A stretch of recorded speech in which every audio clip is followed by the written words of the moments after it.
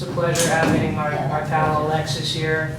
I'm not quite sure how I met Alexis, but You met through Mary. I guess I met through Mary. Yeah, I guess Mary introduced us. all roads travel through Mary. It was at David's Runner dinner. Yeah, and I don't surf with Roy, but I played basketball with Alexis for quite some time, and I'm a fan of his work and what he does, and him and Dorothy are friends of mine, and Carl, it's a pleasure to have you at Fort Gansevoort. Thank you. Yeah, and we're super excited to learn more about what you'll be speaking about. So. Okay, so both Carl and I are going to be speaking independently of each other. So I'm going to go first and give you a little history about my latest show in New York, which was at Salon 94 in April and May, where I did 75 drawings using the fossil record of New York City as material. And Carl is a paleontologist / generalist genius who's a good friend of mine who I called up when I was planning this show, and I said, Carl, I need someone who's really like a fossil specialist about New York City. And he's like, well, I'm the only one. And I said, that is amazing. He said, oh yeah, I'll take you around to every borough, set a day, and I had the show scheduled at Salon 94, and last November 10th, I believe, he picked me up at my studio at 9 a.m., and we got in his, you have a Jeep? The SUV. Right, some sort of SUV. Big car. And we drove first to Staten Island, then to Brooklyn, then to Queens, then to the Bronx, and then to New Jersey, and Upper Manhattan. Manhattan, New Jersey, yeah. And we collected, I'd say, 20 sites. Yeah. And I threw material into Ziploc bags. And over the next couple of months, I made these 75 drawings from various sites that Carl brought me to, and also the Turtle Pond in Central Park. So it's really a roundup, and it's many more could be made, of the natural history of New York City, from the fossil record to the squirrel in my backyard. And so what I'm going to show, first, all those blue dots are places I've done projects like this since 1994. And the first one was in Guyana, which is very, very high tech, right there.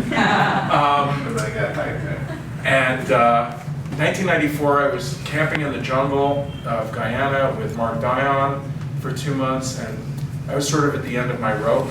I'd run out of art materials, and he's like, Alexis, you should do a Richard Wong and go grab that mud and make a drawing of that mosquito that just bit you. And I'm like, all right. I couldn't wait to get out of there. So I started to make a number of drawings, and they ended up falling apart because they didn't have any binder.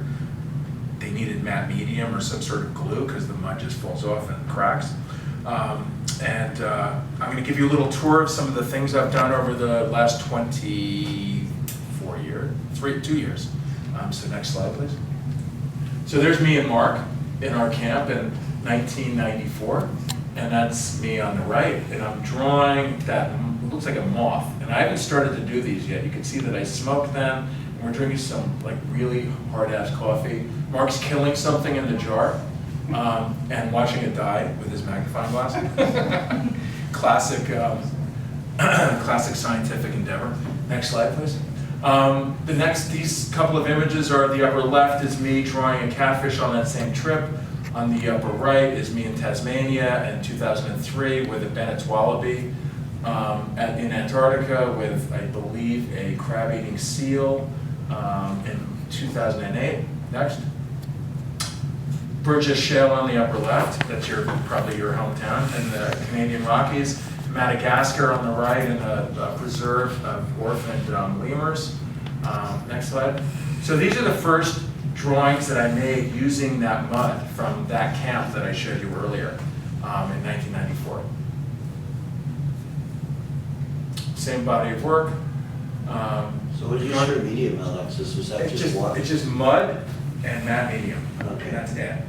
And they were small. They were like 5 by 7 or something like that when I first started. Next slide, thanks. On the upper left, these are our trip to Tasmania in 2003. And the site on the upper left is a site where someone believed they saw a Tasmanian tiger in the 60s. I think it's the Narding site, named after Hans Narding, who's a German explorer. And now, of course, we all know that the thylacine is now extinct. But the project was about taking an inventory of some of the wildlife of Tasmania. Next, go back one. That's me on in a motel, a very inexpensive motel room, drawing a thylacine made out of different mud in 2003 as well. Some other things that I've done over the years is in the La Brea tar pits out of LA. The director of the La Brea tar pits sent me a tin of tar. So I got a species list of things that fell into the tar, and as you know, it's like a giant glue trap from the Pleistocene. Magnolia on the left, a Smilodon on the right. That's some nasty ass stuff. Megatherium, a dragonfly and its prey that had been recovered. Camels used to be in North America as proboscideans, various species of elephants. I believe that's an imperial mammoth. What do you think? Yeah, sure. These are from Tasmania.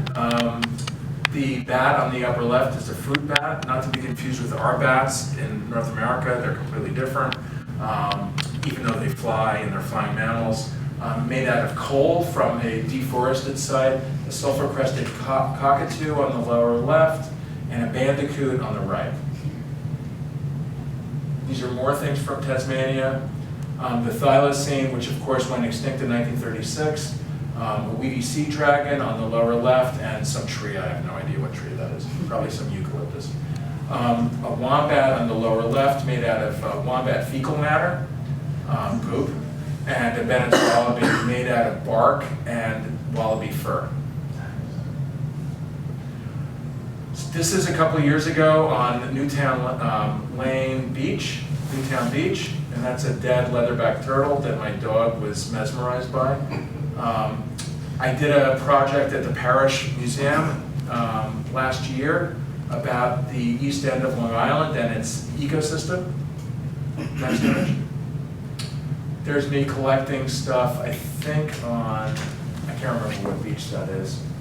And then the start of that project on the porch of Mel Kendrick, whose house I was staying in Sag Harbor.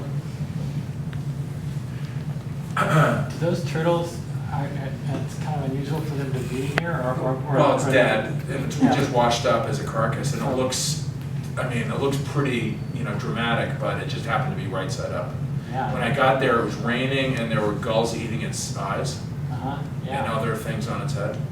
How large was it? You couldn't tell the scale because of your dog. Yeah, it's a sort of very forced perspective. They're the largest turtle, 10 feet, so yeah, they're huge. It's no Archeolon, Hey, but wait, could we see it again? yeah, go back. Whoa. That's amazing. Isn't that amazing? That's my screensaver. How big is he? About 10 feet, 10 or 12 feet. Is there a shell on that? Yeah, it is a shell. It has skin, like leathery skin, that is like encased in skin. It's not like, the boundaries between shell and flesh are that severe as like in the tortoise or something like that. They're very streamlined and obviously adapted to pelagic activity, open water. So this is, I was about to go out and collect stuff from Newtown Lane Beach, and a friend of ours, Lucy Winton, texted me, Brian Hunt's. Yeah, we know it. Of course. She said there's a leatherback turtle carcass. If you just walk like 500 yards north of the parking lot, it's there. And I'm like, this is so great. You probably find it with your nose, right? I didn't smell a thing. Really? Yeah, it was very windy and very rainy. So, yes, I think the shot of me collecting materials from Kirk Park Beach. These are just pages from the catalog that the parish produced, but you can get a sense of some of the specimens that or drawings that I call them specimens, drawings that I made using the sand. Again, different material. This is sand from Kirk Park Beach. Next image, please. Hook Pond, which is like on a golf course. So of course it's all like invasive species and shit that's gonna fuck you up, like ticks and mosquitoes and stuff like that. Vineyard Field Pond, which is right behind the Bridgehampton Museum of Natural History. And they have a fantastic resource of like tiger salamanders and all these herbs. That's me in Riverside Park last year. It actually says at the bottom, October 10th, 2017, that Dorothy took of me. And there's Carl, we'll go back, on the left. And this is in Clay Pit Preserve in Staten Island. Do you remember where that is? That's some, he took that photo, Where is it? Brooklyn. Yeah, yeah. So this is from our expedition last year. And here are some of the drawings that I made from that's not Clay Pit, no, that's from the water tunnel in Brooklyn. Oh, it could be that too. Yeah, must be that. You know better. Next, this is from my backyard. That's the squirrel that keeps eating the bird feeder. Roaches, we won't talk about those. The mouse that is in our closet, and the ailanthus that keeps on giving. This is from short-term parking in JFK. Snowy, go back. Snowy owl, black-tailed jackrabbit, or Jackrabbit. yeah, they're like they escaped from some crate and they live in the fucking like runway. And Canada geese, if you saw Sully or know about that, that's what brought down the plane. Next image. This is from Bruckner Boulevard, and this is the oldest of all the fossil stuff. But if you saw where I actually got this from, it was from like, oncoming traffic. And how old is this stuff, do you It's think? about 380 million. Yeah, so Carl's going to talk about the specifics of this stuff in a couple of minutes. Next image. This is from Clay Pit Preserve in Staten Island, the Cretaceous. And there happened to be, go back one, there happened to be a glossy ibis, I think, we happened to see one, so I'm putting that shit in there. Hadrosaurs, Ankylosaurs, and I guess that's a Tyrannosaur, right? Yeah. Next image. This is Ice Age mammals from Jacob Riis Beach. There's a walrus. Did you know there used to be walruses on Coney Island? It's amazing. Next image. That's from the Turtle Pond in Central Park. No, the lake in Central Park.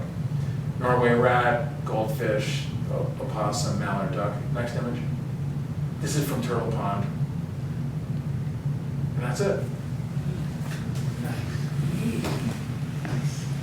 I love it. Just go around and there they are.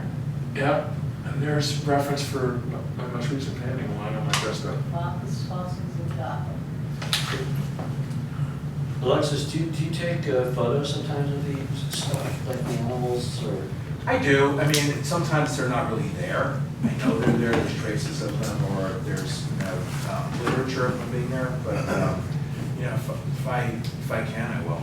Sometimes you have to sort of like rely on other pieces of reference or whatever. Yeah, there are no dinosaurs. Yeah, it's hard to do. All right, so we can go right to the second slide. We're going to open with a seemingly simple question that is actually really, really complicated to answer, but I'm going to address first what's a fossil, because that is bearing on something I'm going to say later. And most people intuitively think of fossils as plants or animals that are old and have turned to stone. So that's a preservation-based definition, and I actually favor an age-based definition. So in other words, they just have to be a certain age to be considered fossils, and that cutoff in the definition I favor is around 10,000 years old. And of course that sounds arbitrary, but that's exactly how we mark days, months, and years. It's sort of arbitrarily placed at the beginning somewhere in time, and then you just go forward from there. And the definition of fossil has a long, twisted history, and we don't even really need the word, but we have it, so we have to make use of it. So for me, any remains or evidence of an organism that's older than 10,000 years, I call it a fossil. And that'll have bearing on something I say later. Next slide. So this is obviously where we're going to focus. And I think at least from that picture, it's painfully obvious why it's a terrible place to look for fossils. Well, there's a lot of reasons, but one is there's a city in the way. And even if you could suddenly pick up the entire city and make it go away, it's sitting on, most of it is sitting on some of the worst rock you could hope to find fossils in. It's mostly igneous or metamorphic rock, and those are just two types of rock that have formed in heat and pressure that either destroys fossils that are already there or has no potential in the beginning to have fossils. So the rock we like as fossil nerds is sedimentary rock. It's rock that's formed from sediments forming in the sea or on land and encasing parts of dead things. So there are pockets in New York that are sedimentary and have fossils. They're really hard to find, and a lot of them are underground and are only encountered through excavation or buildings or whatever. And in some places there was, everywhere there was a top layer of ice age material that had fossils in it. And most of that's gone. There's almost none of it left. So the opportunity to find more of that stuff is diminishing every day. But I grew up here, and I was always into fossils. And I'm curious, where do you find them? How far do you have to go? What's available? And everything I read about New York City says there are very few fossils that have ever been found in New York City, and it kind of stops there. But you listen to that sentence, there's something there. There's something they're leaving out. What do you mean, a few fossils? What are they? Where do they come from? How do I find some? So I, immediately started researching what was found. Are there any papers written about these things? And in my research, next slide, I came across this in the Brooklyn Daily Eagle, 1900, and it's what they think is a fossil potato that was found in Brooklyn. And I've been doing this my whole life, and I've never heard of a fossil potato. I can't even think of conditions that would give you a fossil potato. And potatoes are, at least the size of this thing, are domestic and way younger than 10,000 years. They're out of the question. What's worse is there's no described repository for that thing, and just this crude woodcut in a newspaper. So it's just sort of a hysterical little sidebar. There's no potato in New York. Sometimes a potato is just a potato, sometimes a rock is just a rock. Next slide. So, obviously, in an interest in finding out what has been found in New York, I want to find some of my own. So I knew there were some sites that were worth looking at, and I gave myself the crazy mandate of finding a fossil in every borough within 1 year. It was already crazy to even try to find them, and then restricted even more for giving myself a year. The first site I visited in November of 2007, that's the first time I went to Rockaway Beach looking intentionally for fossils. I went with the New York Paleontological Society, and they do trips around the area, and it was very interesting to me, go there with people who've already done this and learn the ropes. And they're not common, but you can find fossils on the beach there of seashells and crabs and things that are almost identical to the ones that live there today. And in the center of the lower picture, that was 2013. I've been there many times doing this now because it's really fun. That's a fossil oyster in the center. And the white is the oyster shell, and the rest of it, the gray stuff, is the matrix or the rock that's attached to it. And that's the only way you know it's a fossil. And that's a rock called the gardener's clay, which is a formation of rock that's out off the shore and gets torn up, and bits of it get thrown on the surface with fossils in it. So if you go out there and you find shells sticking out of rocks that look like this, that's what they are. They're fossils. They're really, really old, comparatively old. So next slide. These are two other things that I've seen there. The one on the left I found, it's hard to see in this light, but it's a chunk of gardener's clay that has a whole bunch of little scallops in it. And on the right is a crab. You can probably make it out. It's the bottom part of a crab. I haven't yet to find a crab, but that's one of the things that keeps me going back there, because they're a little more charismatic than clams. And they're really easy to spot, not just because of the matrix that's on them, but because they turn dark. They don't look like modern crab shells on the beach. So next one. So another spot that I read about as being an easy spot to find fossils is Tottenville in Staten Island, which is basically the extreme southern end of Staten Island. And it's a good spot because it has an enormous beach full of pebbles, and it's not overbuilt, and this is probably the same kind of beach that's been there for thousands of years. And almost immediately we found fossils, but they're pebbles and rocks that have really, really old fossils that were probably brought in by a glacier. So the glaciers in the Ice Age came down from the north, pushing a wave of rocks ahead of them. And when they melt and draw back, they leave this line of rocks. And most of New York City is what we call a terminal moraine. It's the rocks that were left here as the glaciers went away. So they're not animals that ever lived in New York City, but they are New York City fossils. And it's really hard to backtrace where they came from because they're stripped from their original place and brought, maybe hundreds of miles down south and dropped in the city. But that's a good spot if you ever want to find some fossils in New York. Next slide. Around this time, this guy is Eric Bard, and he, for a while, had a blog about natural history in New York City. He does other kind of things now along the same lines. And he caught wind of what I was doing and got really jazzed and wanted to follow me around and maybe write a little thing up for his blog. So I took him out to Tottenville, same spot, in the summer of '08, and we found the same kind of things. It was pretty easy to find stuff there. But you have to have the eye. I've been doing this for years. He couldn't find anything, and he was getting angry at me because of possible. Everywhere. So next slide. The next spot I hit was Manhattan, figuring this has got to be the beast. This is going to be the hardest one. If I can get Manhattan out of the way, the rest of them should be easy. And as you can imagine, finding a natural spot in New York City is really, really hard. I've heard of people finding rocks in Central Park with fossils in them, but that's such a hit or miss thing. I didn't know where to look for them in Central Park. So I don't even remember how I found this, but at the extreme northern end of Manhattan is this miserably tiny beach, just at the exit of the Harlem River where it hits the Hudson River. It's probably as big as this room. And I spent about half an hour on that beach picking up rocks in the beds and checking them out. And one little pebble, it's literally this big, I whacked it open and there was a shell inside. I got Manhattan. I got Harlem. So that was really exciting. I was probably the only person I could get excited by that, but it was onward after that. So next slide.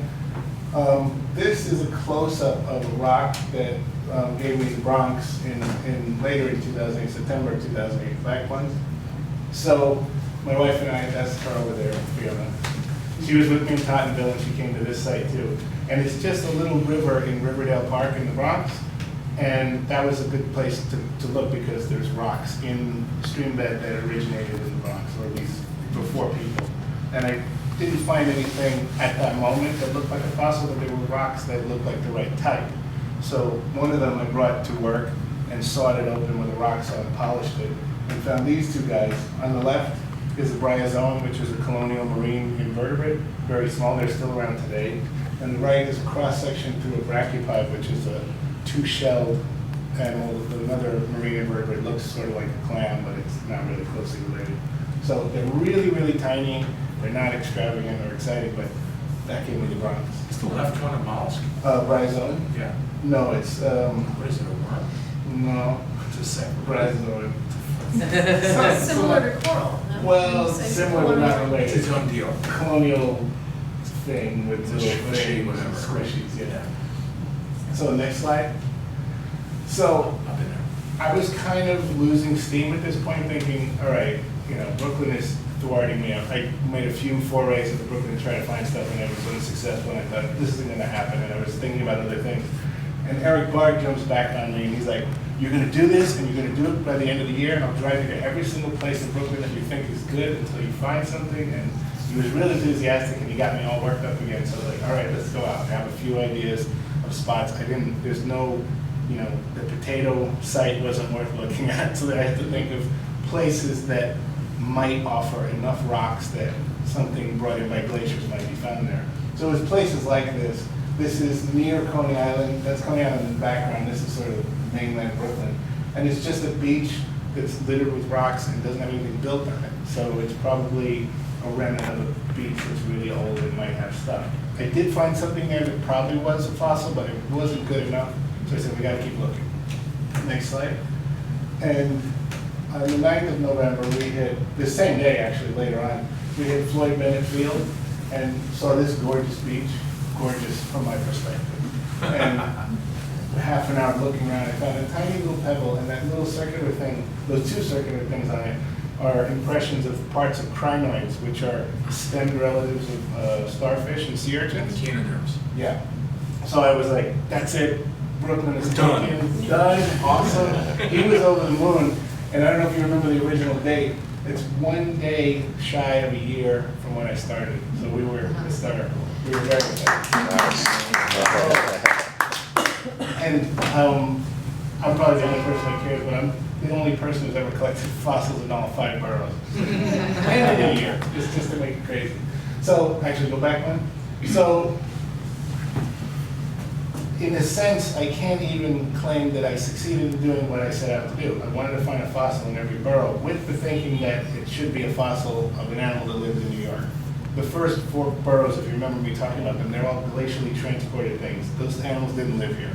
So they're kind of a fail. It's not exactly what I wanted, but I'll take it. But the stuff in Rockaway Beach, those are animals that lived here. Those are definitely ancient animals that have been brought here by glaciers. They lived out in the sea there.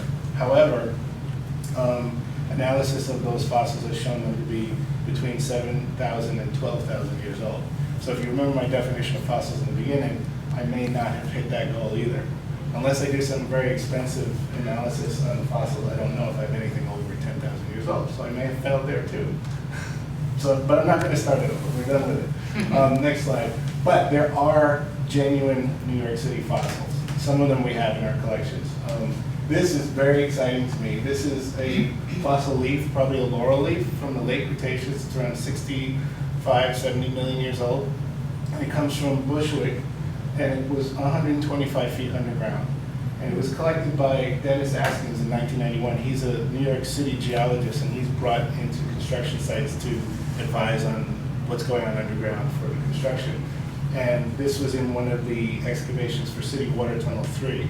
And they busted right through the Cretaceous where there were lots of leaves, and they were just hauling the rock out, tossing it away. He rescued a whole bunch of it. And this is the only one he's given me so far, but he wants to give me his whole collection for us to put in the collection. And actually, one of the drawings that Alexis did was with some of the rock that comes from the side of this thing. So that's genuine. Yeah, that shit's real. That's the real deal. Yeah. So that's exciting. But the next one's even more exciting. This is a mastodon jaw from our collections that was found in 1925 in Inwood when they were digging the ground to make a building. This was for building construction. They were putting in a foundation and slammed it to a mastodon. And that's just about as charismatic as you can get. And That's a tooth. that's a jaw with 6 teeth in it. Yeah. And what's really interesting is, as I was doing my research to try to find out what has been found in New York City, I found at least 14 records of mastodon fossils turning up in the 5 boroughs. The problem is most of them were found really, really long time ago, when there was still that top layer of Pleistocene soil that could have contained them. But it preceded the time where there was somewhere proper to put them, like where I work. So they probably sat around as curios until they fell apart or got lost, and almost all of them are gone.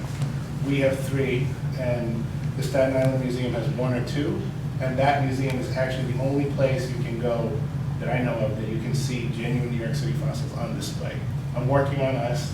We'll get that done sooner or later, but right now they have to go down to Staten Island. And that's from our catalog card, that's the actual designation where it comes from, Dyckman west of Broadway, which I love. So this is, With Upper Manhattan yeah, and Dyckman's Lower Manhattan, right? well, Dyckman Street. It is. No, it's way up there. Way, Oh, way yeah. up there, yeah. In fact, it's one of those little dots on the top there. So we went to Teague Triangle. Yeah, which is right, yeah, one of his drawings comes from, a few of the drawings come from a little triangular shaped park right across the street from where that one was found. And it And was from 1840. much earlier, yeah. And some mastodon remains were found there, and there's a possibility it's actually the same animal because they're so close in space. Let's see if I can get this thing going. So this map is my working map of all the sites that I've found in the literature and the ones that I visited of fossils in New York City. So you see that all the boroughs are covered, and or glaciers or anything else. So that's kind of an exciting, weird, leftover thing. that I slammed into. The potato is right there. I put it on there just because I had to. But Where are those lower Manhattan things? there's little bits of wood and seashells from like near the World Trade Center. Nothing fancy. There is one mastodon bone somewhere in there that was found in someone's cellar when digging up a cellar. And that's gone too, obviously. If you look here, there's quite a number of time periods that are represented. The Ordovician is the oldest and goes back to about 500 million years old. And the Pleistocene is, up to 10,000 years old. So there's a lot there. But keep in mind that a lot of that, like I said before, is not native stuff. Let's see, aside from that weird stuff in the rocks, those plants, Triassic, Cretaceous, and Pleistocene are probably what are actually here in New York City. So next slide. So I'll leave you with this strange diversion at the end. This is a tree called the Kentucky coffee tree. And you can see it all over the city. There's a whole bunch of them just north of Chelsea Piers in the park there. And it's what is called in biology an ecological anachronism. It's a plant that doesn't make sense today. Like the way the seeds and the pods are developed and how they evolve doesn't make sense with anything that's alive today. Nothing eats it. It's poisonous to most things. However, it's designed very much like the pods of plants that elephants eat today. And it looks like this was probably the food to the mastodons that lived here. And when you have a partnership between a plant and an animal, the animal is the more sensitive thing. If the animal loses the plant, it'll go extinct. But if the plant loses the animal, they often have other ways of surviving into the future. And this plant has other ways of propagating its seeds without the mastodon. But it's probably sitting there waiting for its fuzzy friend to come back. So that's it. The next slide is just the thank you slide. Thank you. Okay.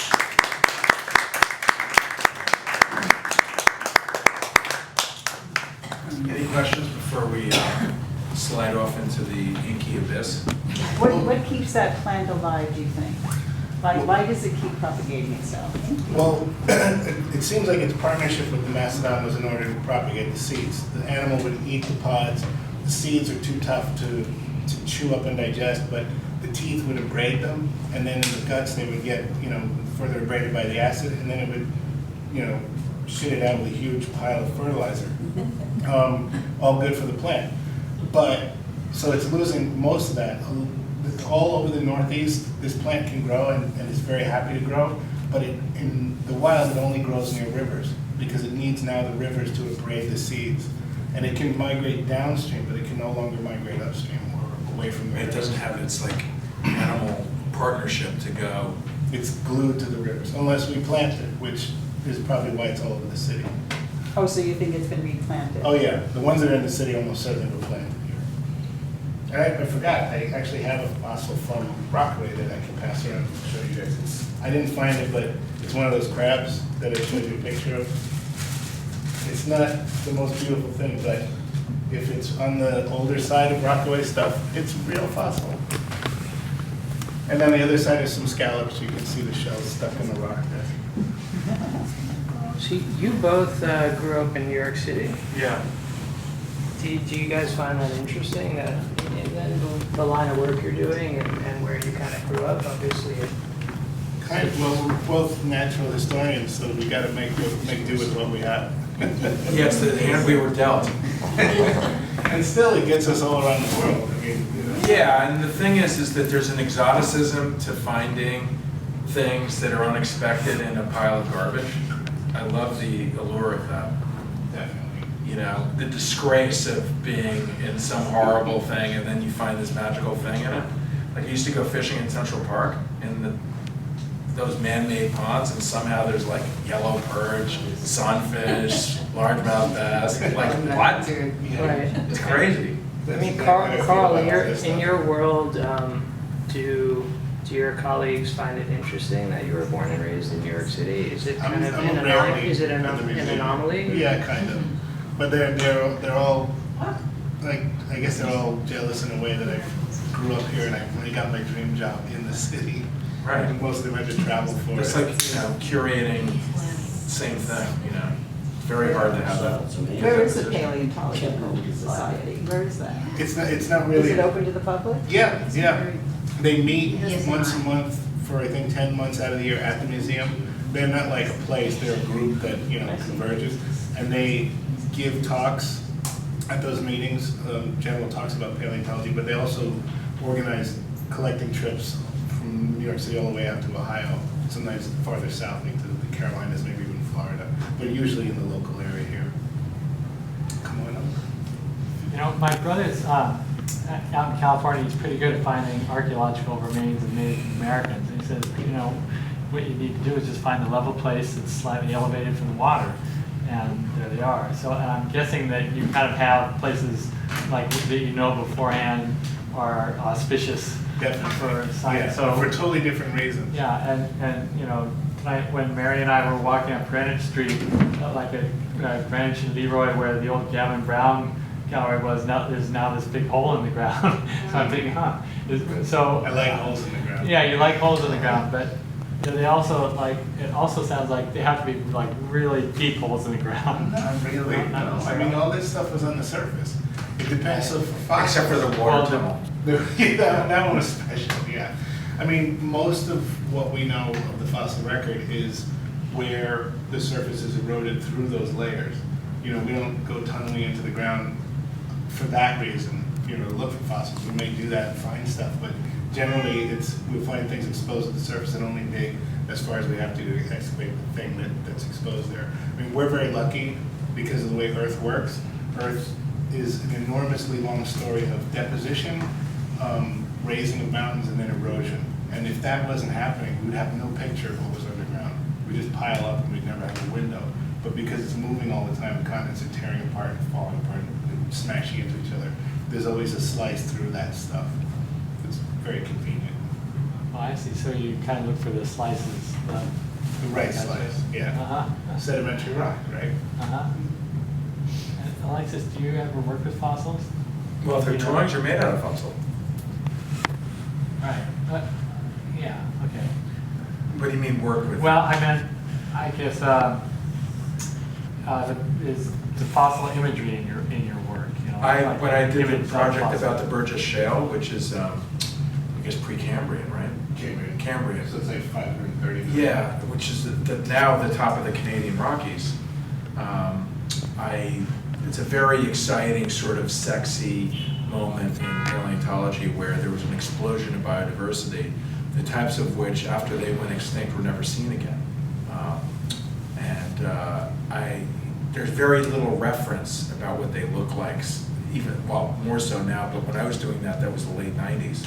That was the beginning. Yeah, I have to look at and now there's a lot of stuff from China that's from the same era, which no one knew about in the late 90s. So I'd have to look at the fossils for reference.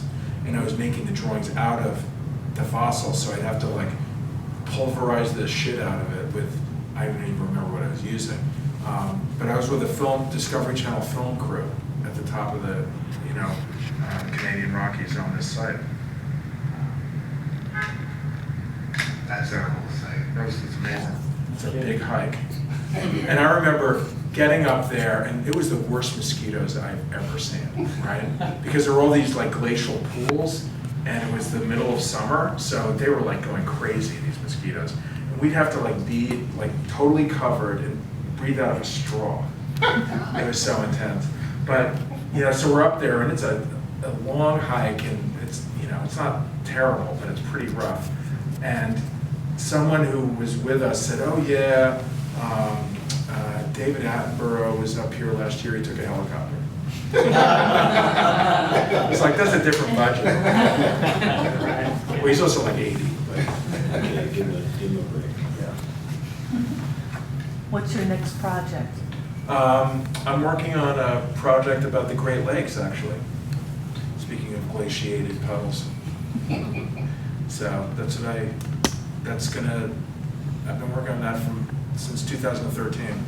So it's going to be drawings like this that I've started, and then 5 very large paintings also.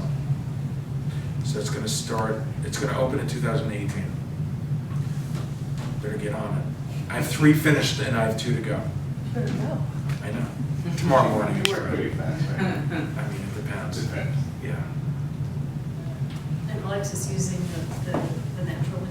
sort of? Well, the paintings are just, they're made out of oil paint, but I've got 50 drawings that I've made already from different parts of the Great Lakes. So, yeah, I took a number of trips around various lakes over the last couple of years. Yeah. So this paleontology that you're researching pretty much always predates human history, is that right? Or is there a No, cross? there's an overlap, yeah, I mean, humans, anatomically modern humans, what we call ourselves in paleo, I think we go back 200,000 years. Oh, So okay, it's so well into the, like what I consider fossil, and if you talk about other kinds of humans, it goes back a couple of million. Yeah, like 2 million. Yeah, so is there ever an interest in archaeology as well? of course. I should have mentioned this earlier, but Dee was with me, was it last New Year's Eve. New Year's Eve 2 years ago, I was going through withdrawal because I wasn't collecting for a while. And It's a funny withdrawal. it's a fever. You gotta find stuff, look for stuff. And I was almost in a panic, and I said, we have to go out collecting somewhere. And it's, it's cold out, and most of my sites are wet, so it's not a place I want to go to. Let's go to Rockaway. We always have success there. And I was basically totally skunked on fossils, but where the waves pull away that last bit of sand and you get a little vertical face on the beach. It was really crammed with pebbles and large bits of stuff, so I said, this is where we're going to find something. I got to look in there. And I don't know, 10 minutes of that, and I found a spear point on the beach in Rockaway, and I almost had a baby. She didn't know for a while what it was because I was just cursing and jumping around on the beach. I got to calm down before I could tell her what it was. Wow. So anything old is exciting, and the older it is, the more exciting it gets. There's a guy, Lawrence Cook, who created the Native American Museum in Montauk. He just created it, and he waded into he found most of the artifacts personally that he has in his museum, and he waded into Fort Pond, because I saw you have Fort Pond there, and found these things like in the water. So yeah, Is it's there still stuff astonishing. there? Jealous. Yeah. He's going. She's nudging you. This fossil was from New York, Carl? This, Rockaway, yeah. yeah, that's Yeah. crazy. Isn't that cool? Yeah. I've yet to find one of those. Would you consider this one of your better finds? I didn't find that. Ah, So okay. I got that from someone else. Okay. But I'd be very excited to find one of those. That's why I keep going back there, because I need to find one of those. And they turn up often enough. I've seen them in a lot of other people's collections, so it's worth, keep trying. That's amazing. Cool, huh? Thank you. Yeah. I actually have a question for Alexis. Yeah. How do, in the process of these shows that you sort of put together, how do these more natural pieces then inform the bigger, They don't have larger anything to do things? with it. Okay, I was I wondering. mean, they're along completely those- like, apples and oranges. Yeah. So, Okay. and I like it like that because there's something so immediate about making them, and there's a level of failure. They're very risky.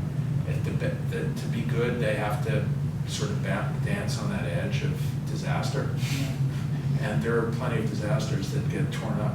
Does your research ever play into both, or is it really kind of separate? No, the research does play into Yeah. both. They're often, I could easily make paintings about the history of New York if the right opportunity happened, but, information is information. So, yeah. Exactly. That's a nice thing to say. Yeah, it's all magical and enticing. Oh, the drawings are amazing too. Thanks. They're pretty cool. And it's visual information. What your paleontology works with is visual information. Yeah, right? So- and also to give a little background, I grew up in Manhattan, and my mom used to work at the Museum of Natural History also, Oh, wow. and she's an archaeologist. So I grew up going and looking at the Charles R. Knight paintings, and that's what inspired me to want to be an artist. Nice. Sounds like I Wow. do that. Wow. If you can, you really should see the paintings, because up close they have They're pretty good paintings. stuff, they're made of stuff. Yeah. Cigarette butts and leaves and sand. Oh, you mean my things? Yeah, Oh, yeah. these things. No, I'm talking about Charles R. Knight, thank you. But He used cigarette butts, didn't he? I don't know about that. Yeah, no, there's cigarette butts and glass and, pubic hair and blood. They look so fecal much matter. different up close. Yeah, they're very So physical. much cooler. Yeah. All right, well, it's getting late. Thank you. Thanks for having me.